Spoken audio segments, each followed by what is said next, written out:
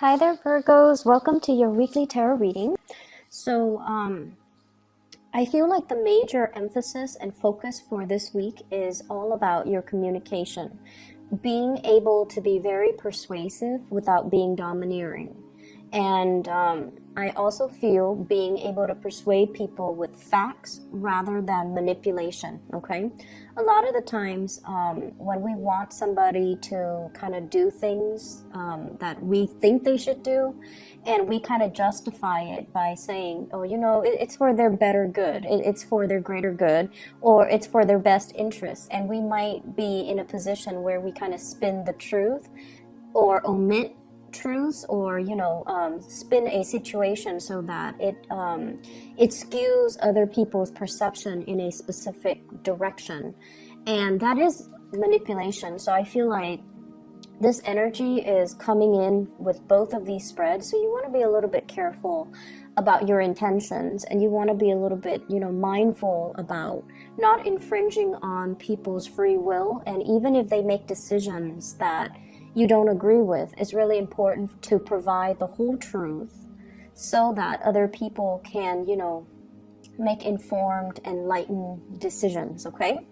When it comes to your romantic sector, I feel like you're dealing with a partner who you consider to be kind of like the pillar of stability, okay? You have a really, really stable romantic partner in your life that you're either coupled up with, or somebody that you are thinking about heavily, or you're really in love with. The person shows up as the Ten of Pentacles. So this is their energy. And what it denotes to me with this Ten of Pentacles is someone who's very, very career-oriented. They're very family-oriented as well. They keep in touch with their extended family members, grandparents, parents, nieces and nephews, aunts and uncles. So it's somebody that comes from a large family, and they take family roles and relationships very, very, very seriously. And in a way, I feel like they are very mindful of other people's faults, but they don't hold grudges against other people. And they have this enlightened belief that, we're all humans, we're all prone to making mistakes. So I'm not going to hold it against the other person. So I feel like from this person, their energy is very open, they're very loyal and very dependable. And I feel like that sense of loyalty extends to family members. So if you're dealing with them, if it's a crush or if it's even a partner, you want to be very careful about not nitpicking, their family members, because I feel like this really fiercely loyal type of person who might not take well to criticisms about their family members. Granted, they might have flaws, but I feel like this person is very deeply protective, and they're very deeply loyal to their family unit. And I also feel like if you are dating this person, they're fiercely, fiercely loyal to you. I don't sense possessiveness. I don't sense control issues.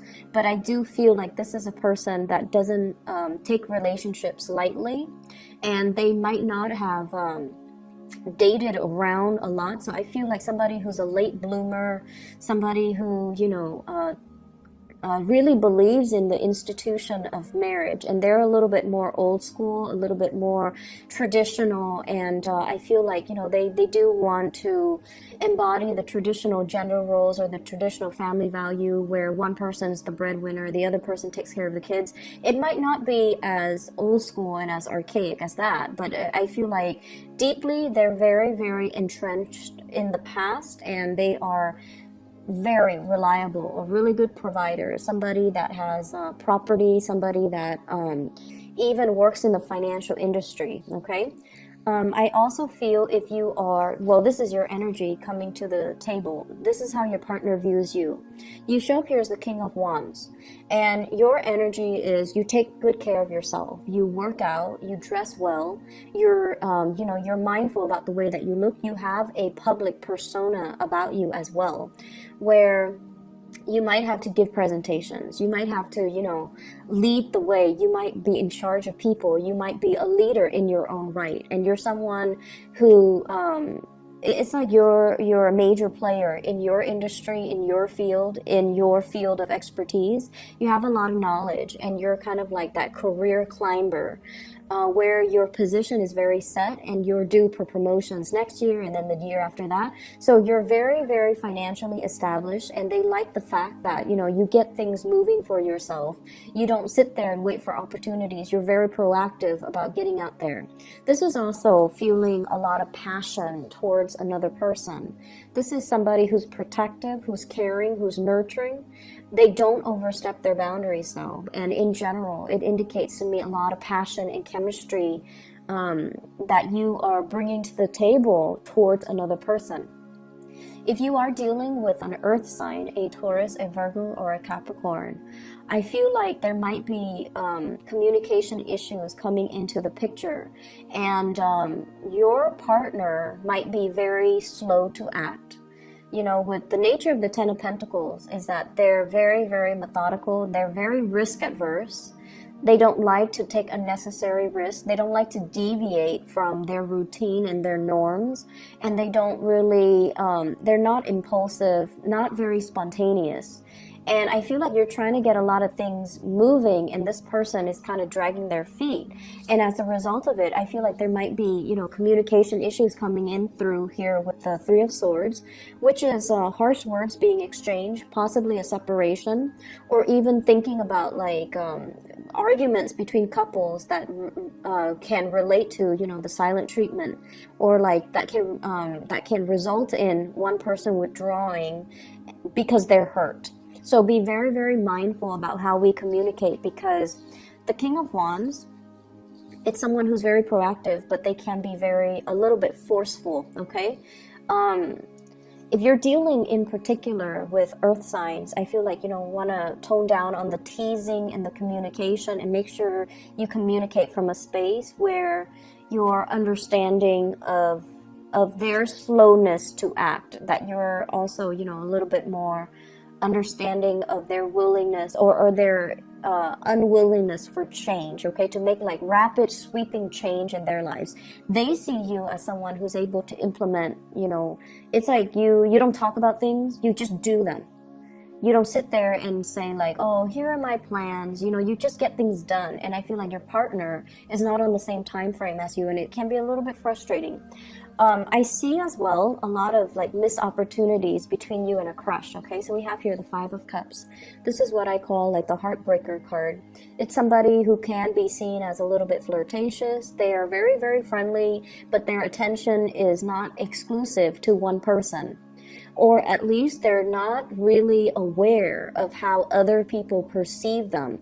So I feel there's an element here about, you know, harsh words being exchanged, feeling that sense of regret, and feeling that sense of like, I shouldn't have said that, or, you know, he or she should not have said that to me. So it can create a little bit of an estrangement between two people. And we also have the Devil energy coming through here, which indicates, I feel like, for some of you who are not in well, you could be in a committed relationship, you're dealing with another person that might have entanglements elsewhere. Okay, so they might have a family, they might have, you might find out this week, like somebody you're interested in is already in another relationship. If they've been flirting with you hardcore, then, you know, I feel like you're going to put a stop to that.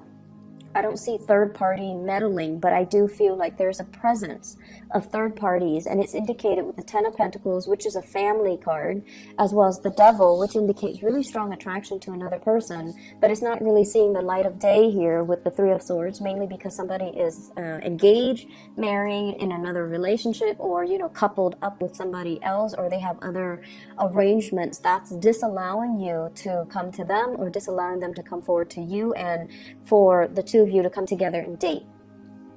The other areas that I'm going to touch on here is, I feel like for many of you, there's a sense of like self-consciousness, being self-conscious, feeling like anxiety, and I feel like it's in the realm of public speaking.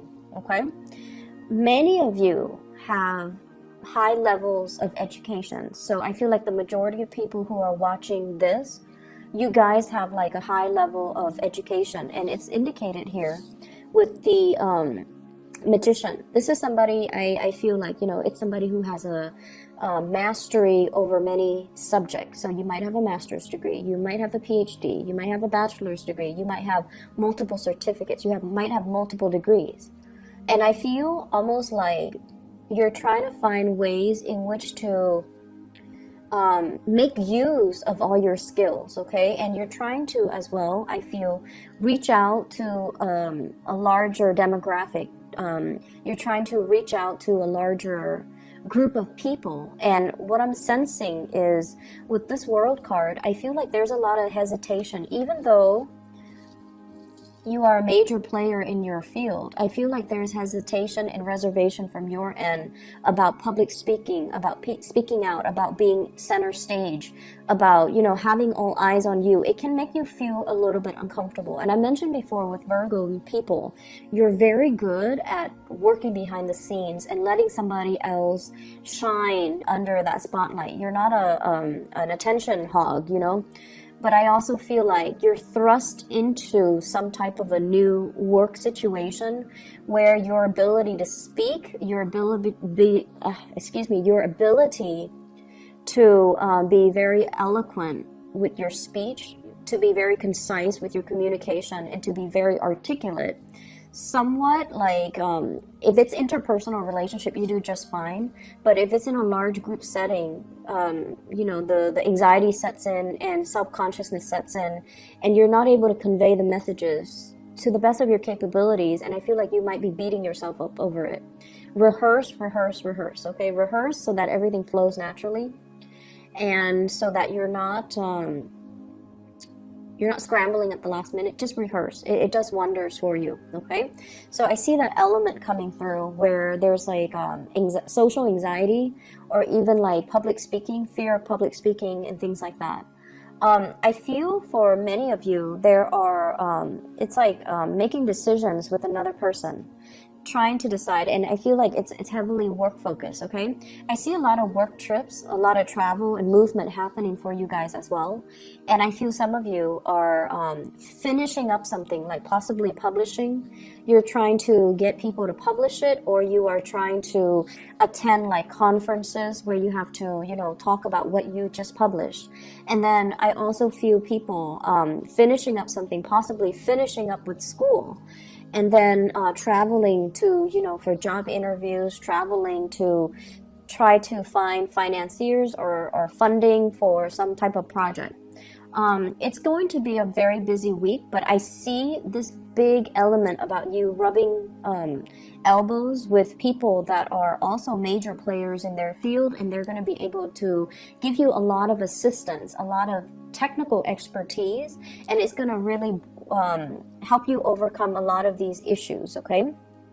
So I hope the reading is helpful for you guys, Virgos. Take care of yourself, and I'll be back next week, okay? Bye-bye.